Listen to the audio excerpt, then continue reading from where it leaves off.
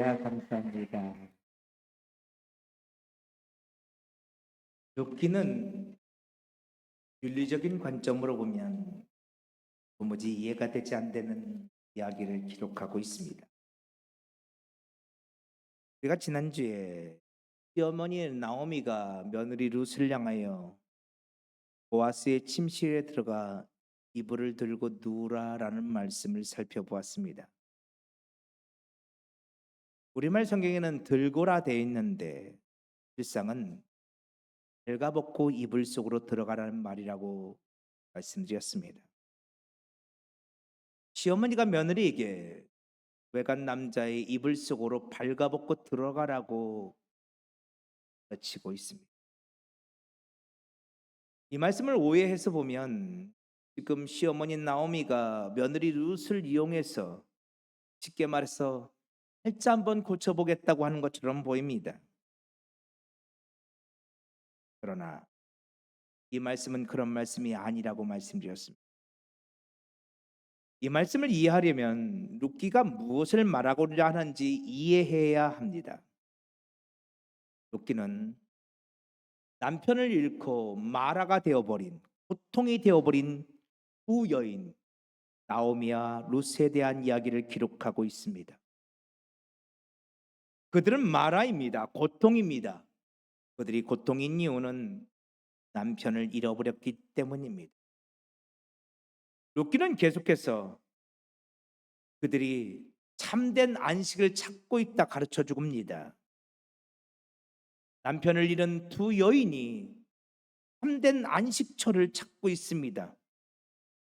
어떻게 하면 그들이 참된 안식을 얻을 수 있을까요?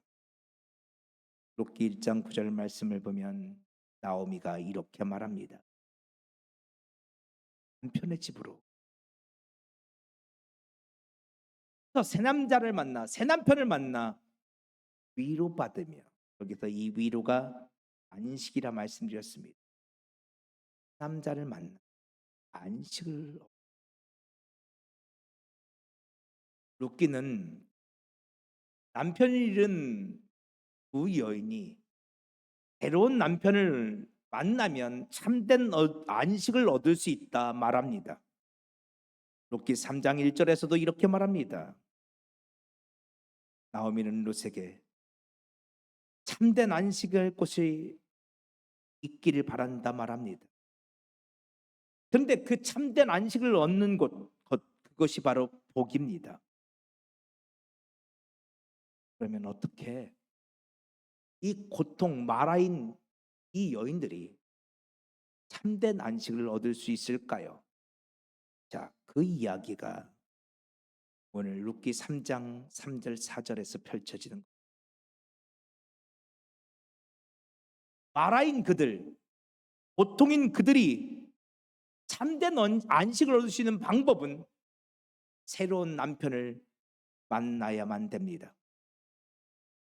새로운 남편을 만나 그 남자와 결혼해서 살게 될 때 너는 참된 안식을 얻을 것이라 쳐주고 있으며, 때문에 어머니 나오미는 며느리 룻에게 보아스의 침상으로 발가벗고 들어가 누우라 쳐주고 있는 것입니다. 그런데 여기서 우리가 한 가지 의문을 가지게 됩니다. 우리 다 아는 얘기인데요. 로또 복권과 남편의 공통점이 뭐라고요? 안 맞아도 너무 안 맞아요. 그래도 1년 50이죠. 한 번 사면 그래도 그치 5등 6등이라도 한번 맞아야 되는데 어쩜 그렇게 안 맞아요? 이상하게 빗나가요. 그런데 우리 질문해 봅시다. 그러면 새로운 남자 만나서 살면 그 남자는 맞을까요? 아, 저 남자 괜찮아 보여. 그죠? 그 예를 들어 봅시다. 그런 건 아니지만 누군가의 눈에 이 김남현 목사가 괜찮아 보였습니다. 아, 우리 권현주 사모님은 좋겠다. 그런 남자 만나서 살아봐야지. 살아봐. 살아봐요. 우리 사모님한테 한번 물어보세요. 맞아요, 안 맞아요? 아, 안 맞아도 너무 안 맞아. 이거 좀 죄송한데요. 이건 좀 리얼하게 해야 돼. 그놈이 그놈이요. 그죠? 똑같아. 그래서 요한복음 4장에서 사마리아 우물가 이야기가 등장하는 거예요. 그녀는 목이 마른 여인이었어요. 그 목마름을 남편을 통해서 채우고자 했죠. 무려 남편이 1명이나 있었어요. 그리고 지금 그녀는 그것도 안 돼서 지금 6번째 남자와 살고 있어요. 그런데 그 6명의 남자가 한결같이 그 여인의 목마름을 해결해 주었다 못했다? 못했다. 그녀는 말합니다. 제게는 남편이 없습니다. 여기서 말하는 남편은 이 여인의 목마름을 해결해 줄 남편이에요. 이 여인에게 참된 안식을 줄 수 있는 남편이에요. 그런 남편은 아무리 찾아도 있더라 없더라? 없더라. 제가 말씀을 준비하는데 찬양이 생각났어요. 자, 우리 같이 한번 불러볼까요?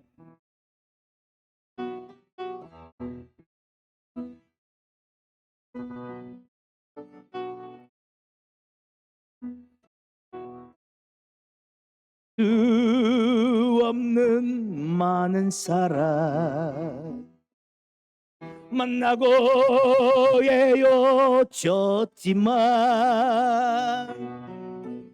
아무도 나에게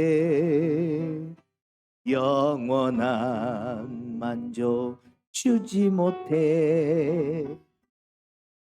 이 한몸 위하여 젊음 바쳐도 어느 것 하나 나에게 전 기쁨 주지 못해. 이제와 돌아와 엎드리오니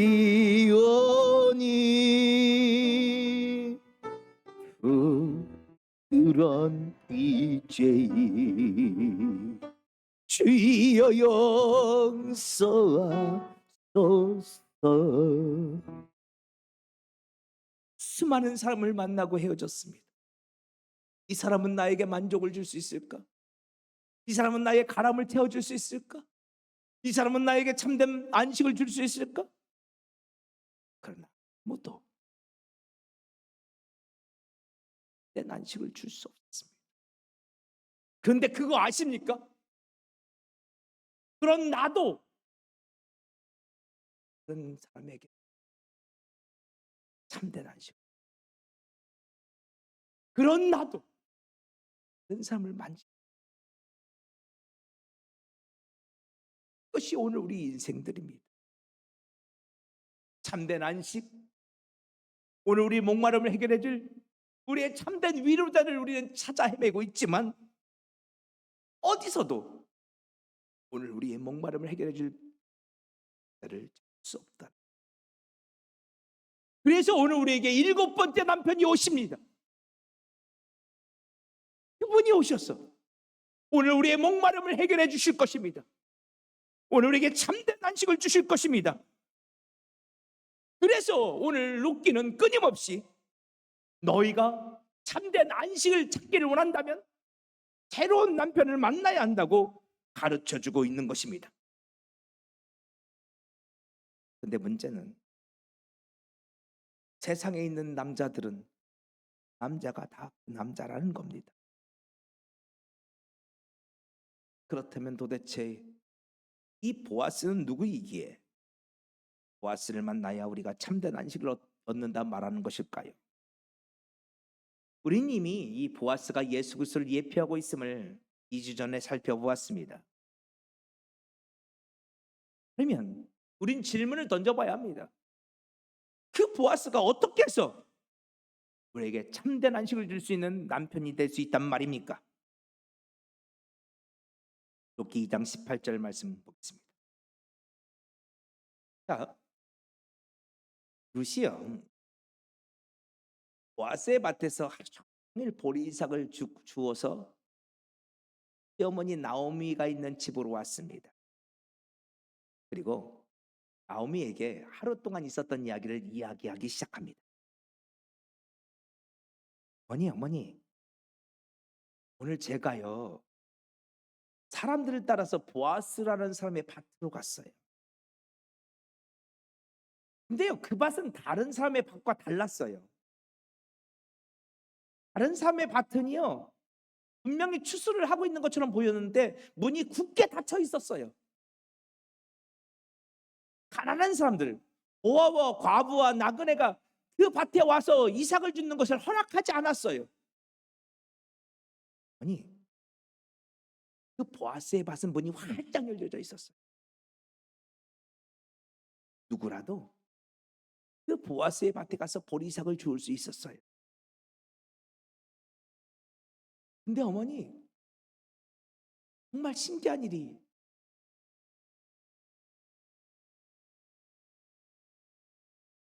사람들이 얘가 모압 사람인 것을 다 아는 거예요. 저는 사람들이 모를 줄 알았거든요. 근데 그들은 이미 제가 모압 여인인 걸 다 알고 있었어요. 큰일 났다 생각했죠. 저 사람들이 나를 이 보리밭에서 쫓아낼 것 같은 두려움이 들었어요. 근데 그 보아스의 밭은요, 보아스의 품꾼들도 그 밭에서 이미 오래전부터 보리이삭을 주었던 여인들도 제가 모압 여인 줄 알면서 저를 그 밭에서 쫓아내지 않았어요. 그들은 저에게 마실 물을 주었어요. 간식도 주고요. 점심때가 되니까 먹을 양식도 주었어요. 근데 양식을 주는데 얼마나 많이 주었는지 제가 배가 불러서 더 이상 먹지 못할 만큼 푸짐하게 양식을 주었어요.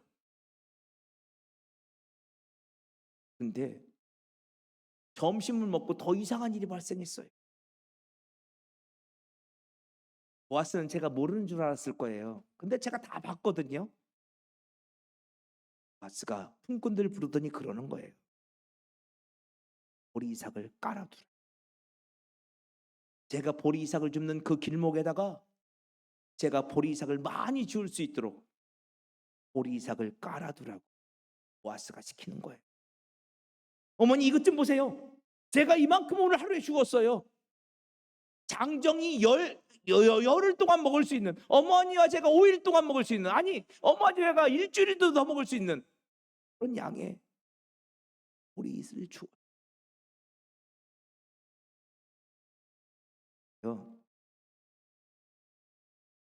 저녁이 되어서 이제 집으로 돌아오려 했더니 보아스가 저를 부르는 거예요.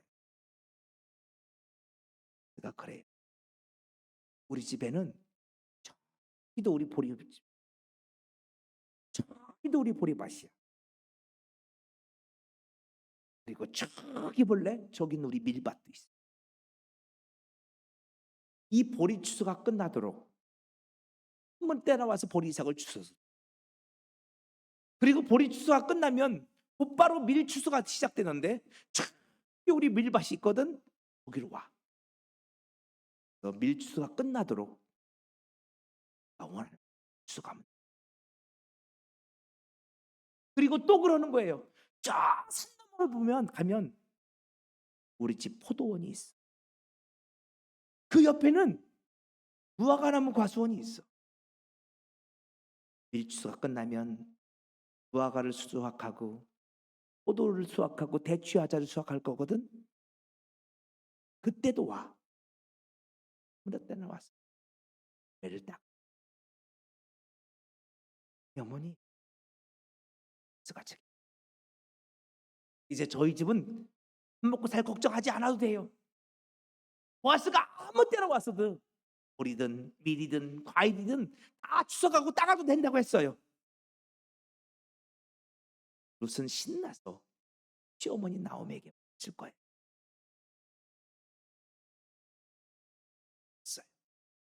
나오미의 머리를 스치고 지나가는 생각이 있어요.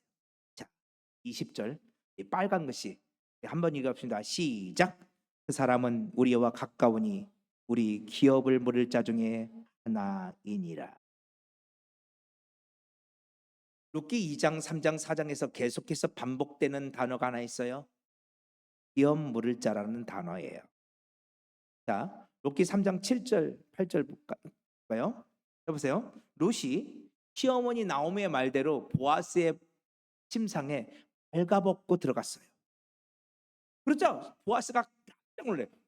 너 누구야? 그렇죠? 낮에 분명히 룻을 봤지만 밤에 껌껌한데 그것도 어떤 여자가 벌거벗고 들어왔으니 얼마나 놀랐겠어요. 보아스가 깜짝 놀라서 도대체 누군데 지금 여기 들어오는 거야? 당장 나가! 그렇죠? 그러자 룻이 이렇게 대답해요. 나는 내 요종 룻입니다. 내 옷자락을 펴서 내 요종을 보세요. 지금 룻은 지금 어떤 상태에 있어요? 벌거벗은 상태. 이 벌거벗음이 말아요. 이 벌거벗음이 고통. 지금 룻은 보아스에게 자신의 옷자락을 펴서 여종을 덮어달라고 말해요. 근데요, 여기서 옷자락이라는 단어가 중요해요. 히브리어로 카나프인데요. 원래는 옷자락이 아니라요, 날개예요. 날개. 개나 곤충의 날개를 표현하는 단어가 카나프. 그런데 이 카나프가 종종 하나님께 쓰일 때가 있죠. 주 날개미 내가 편안히 쉬네. 그렇죠? 종종 하나님의 날개 아래 오늘 하나님의 백성들이 보호받고 있음이 종종 성경에 기록될 때가 있어요. 하나님은 날개가 있나요? 하나님의 따뜻한 품, 하나님의 보호를 상징하는 단어가 날개죠. 그러니까 지금 이 카나프를 펴서 날개를 펴서 자신을 보호해달라고 지금 시 이렇게 고백하는 거예요. 근데 때때로요, 왜 이 옷자락이라고 번역되어 있냐면 카나프가 옷이라고 번역될 때가 있어요. 근데 여러분, 특별히 대제사장들 보면요, 대제사장 세마포 가운을 입어요. 근데 그 가운에 술이 달려 있어요. 술, 방울. 그게 카나프예요. 제 가운에도 카나프 비슷한 게 있어요. 제가 보여줄 수 없으니까 요 밑에 보면 스톨 보이시죠? 그 강대상 바로 밑에. 그렇죠? 스톨 밑에 실처럼 이렇게 돼 있는 거 보이시죠? 이게 술이에요. 어떤 때는 방울로 되어 있을 때가 이게 카나프예요. 근데 이 카나프는 이 제사장들 옷이나 왕의 옷에 이 술이 붙어 있는데 왕의 위엄이나 힘을 상징할 때 있어요. 이게 사용되어져요. 지금 나는 지금 벌거벗고 있습니다. 당신의 옷자락으로 혹은 날개로 저를 이 부끄러움을 가려주세요. 덮어주세요. 룻이 이렇게 말하는 거예요. 나는 지금 당신의 보호가 필요해. 나는 지금 당신의 덮어줌이 필요합니다. 당신의 날개로 저를 덮어주세요라고 말합니다. 근데 왜 룻이 이렇게 말하느냐? 룻기 2장 12절에서 이미 보아스가 이렇게 말했거든.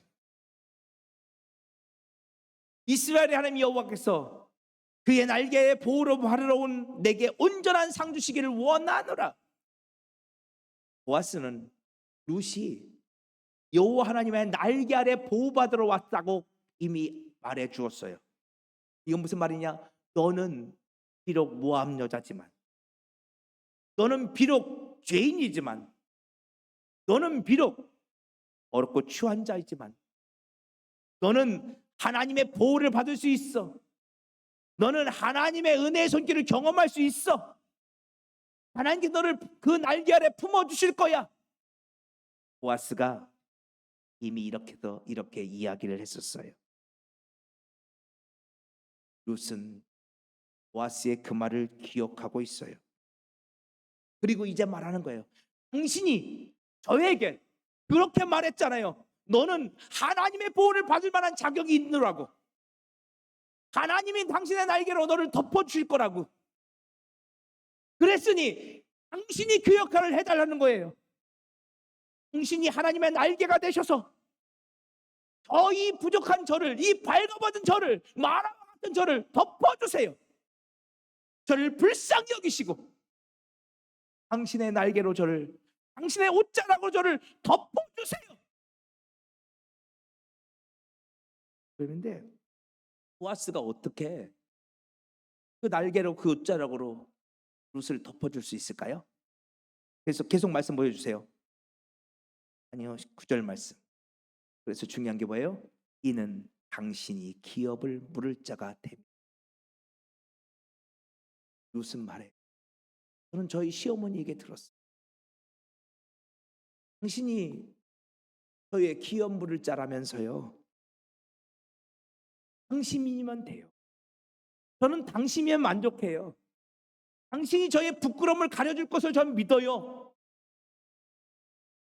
당신이 저의 기업 물을 자가 되어주세요. 이렇게 요청하는 거예요. 그래서 놀랍게도 보아스가 11절에서 이렇게 말합니다. 두려워하지 말아라. 말대로 내게 다. 보아스는 룻에게 기업 물을 자가 되어주겠단 말합니다.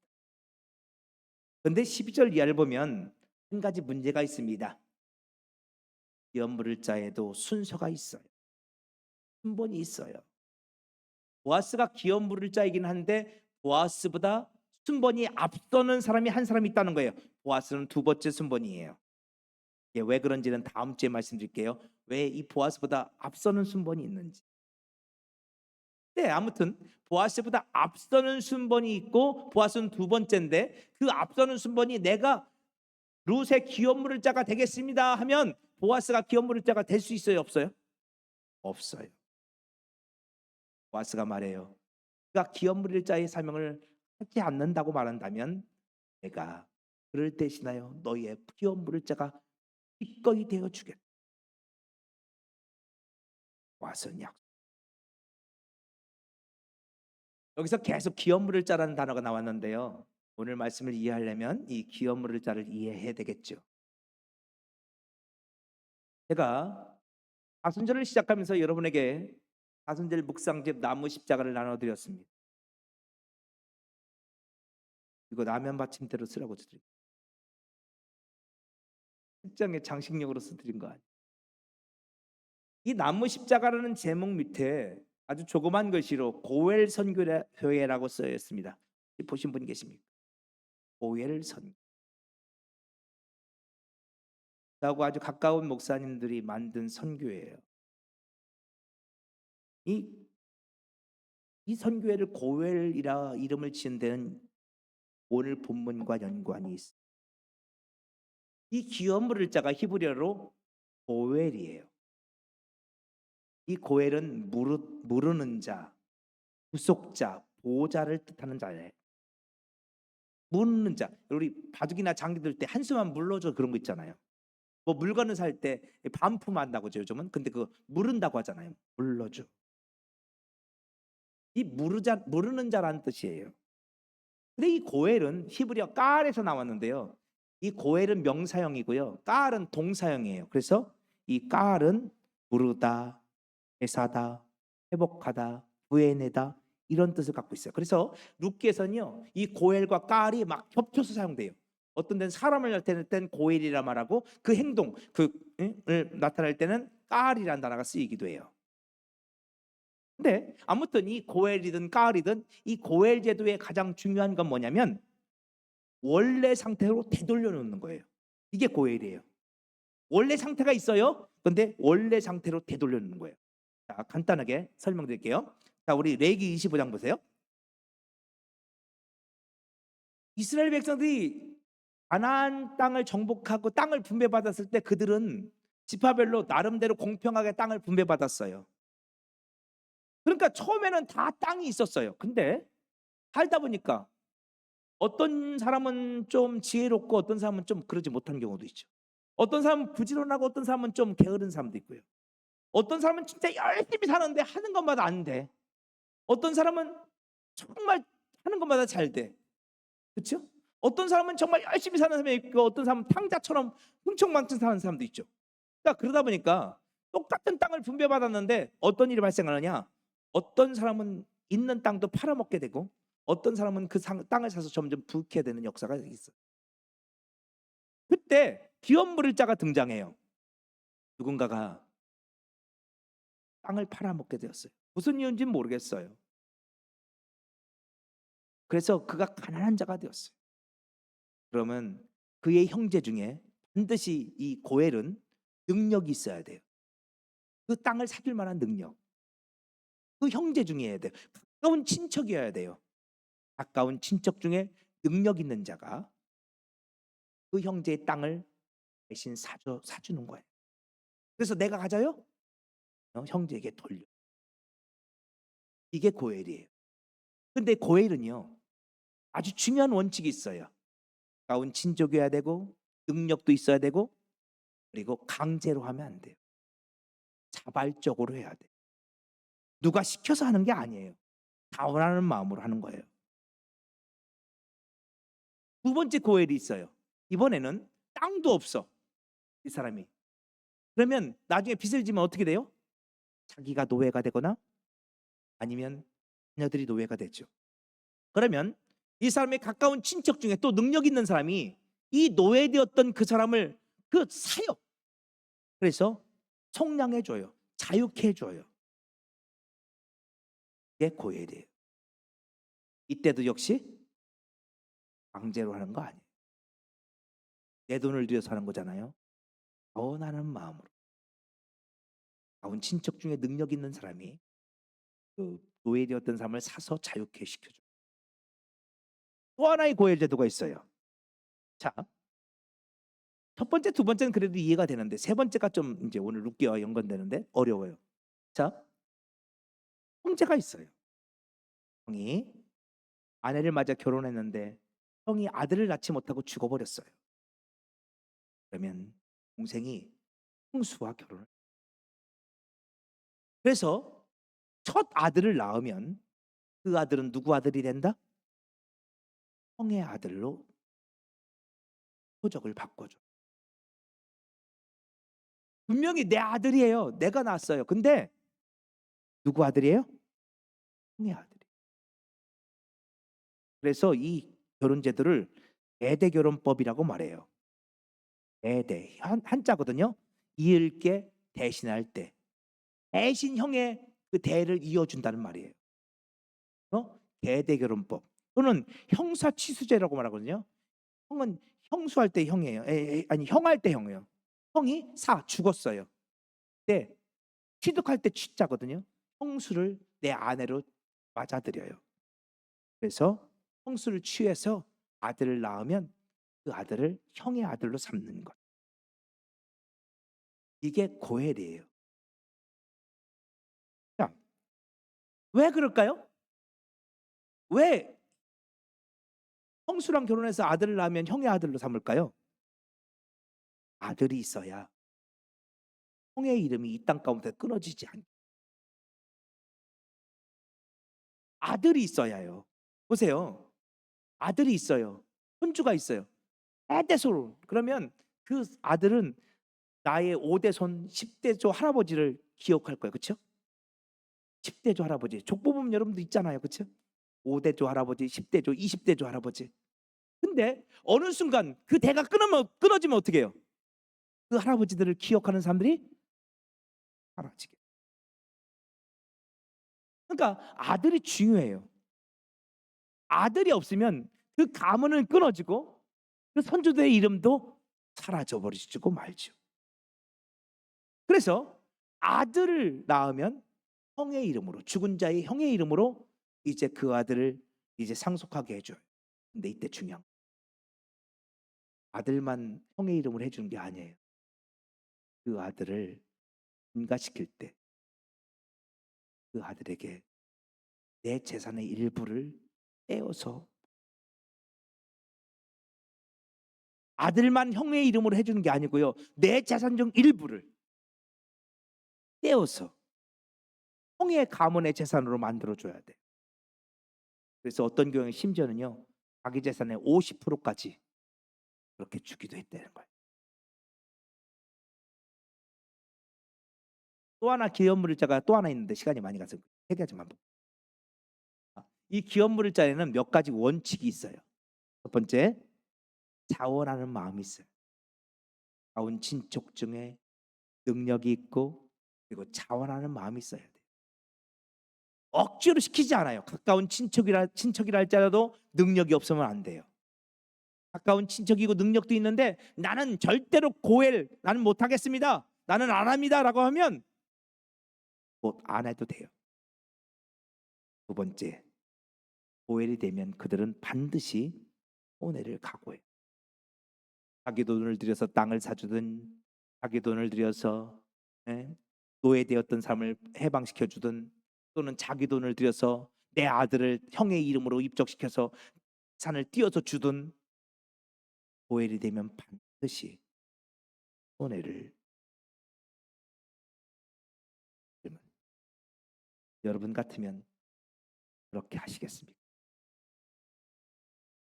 여러분 같으면 여러분의 형제를 위해서 고엘이 되어주겠다 그런 분 계세요? 그냥 말만 하는 거 아니에요. 산을 띄워줘야 돼요.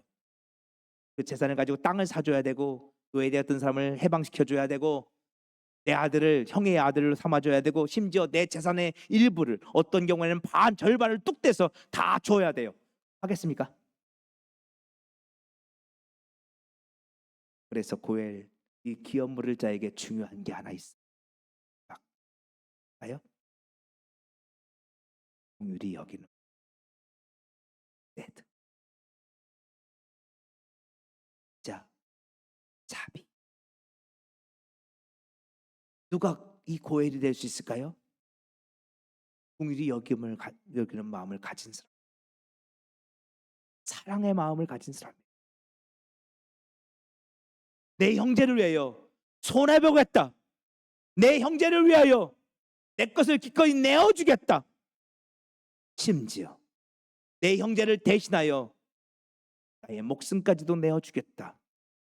고백하는 사람들만이 고엘이. 자, 우리 빌립보서 2장 말씀 볼까요?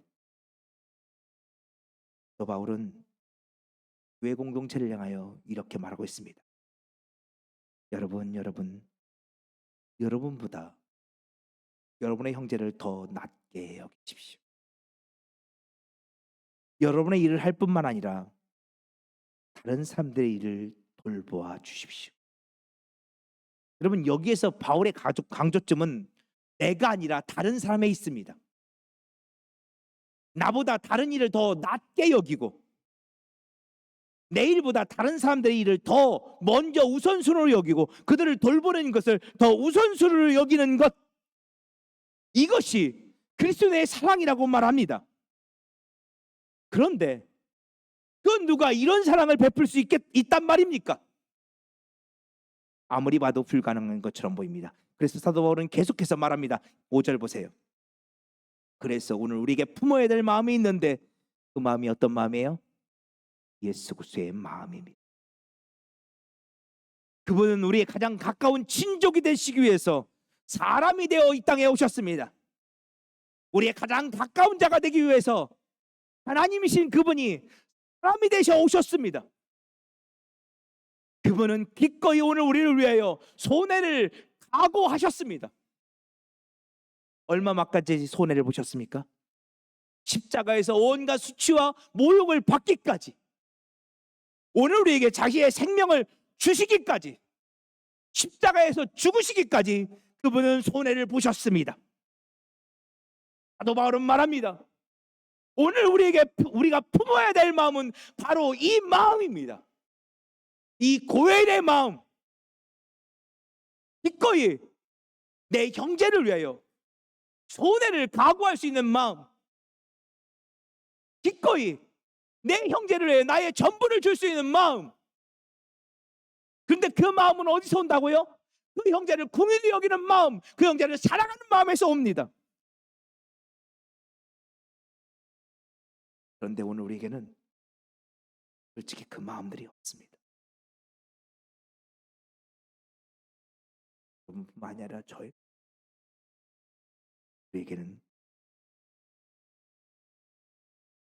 그래서 성경은 시종일관 오늘 우리에게 참된 안식을 주실 수 있는 참된 남편, 오늘 우리의 참된 새신랑, 7번째 남편, 그 예수를 바라보라 우리에게 말씀하시고 있는 것입니다. 사도 바울은 에베소 2장에서 이렇게 말합니다. 그가 허물과 죄로 죽었던 여러분을 살리셨습니다.